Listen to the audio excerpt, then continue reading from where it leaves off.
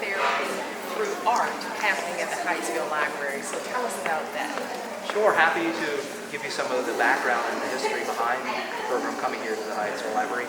Last December, in December of 2024, I had gotten an invitation from Corey Lewis, Deputy State Archivist at the Maryland State Archives in Annapolis, who said, Dan, you've worked for us in the past, and now you're public libraries. I'd like you to come by to the archives and do some oral histories with local Latino leaders in Maryland.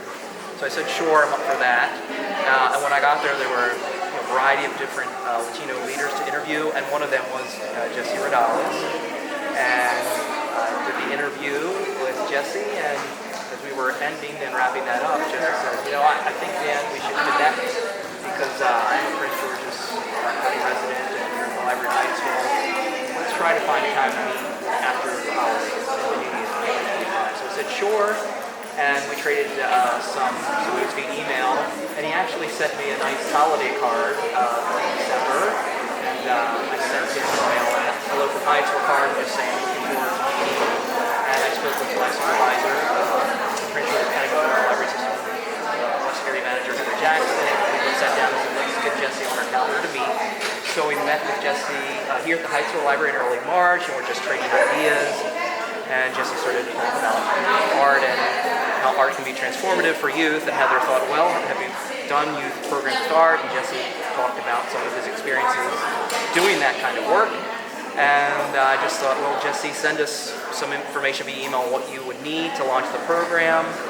We got that within a few days, and Heather was off and running, talking to our Chief Operating Officer, Megan Sutherland, and lo and behold, in one of their meetings, Heather asked Megan during one of their one-on-ones, what might we be able to do to help you? And miraculously, Megan said, well, we have some funding from the Urban Library Council for young adult activities. What do you have in mind? And Heather said, well, Jesse Raudales coming as an artist for young adults, that would be the 16 to 24-year-olds, is an idea. And then it really just took off from there with all the different library personnel, administration, with myself, Heather, and Jesse into the picture here. Sarah McDonough, who heads so much of our program outreach at our library headquarters, also played a key role in education. And then I got to see the artistry unfold in July. And Jesse just commented that in most classes he's taught, there's a lot of kids that need really a lot of assistance, but this group really was quiet.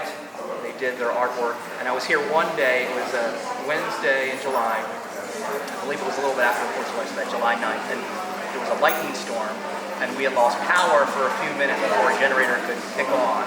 And Jesse had commented that when that lightning storm hit and the lights were out, the kids took their cell phones out and started using cameras from their cell phones to do their artwork. So much dedication, and I'm happy that this program Well, thank you for walking us through that story scene by scene. It's a true testament of communication, partnerships, and relationships. So we hope that all of that continues, and thank you for all the work that you do.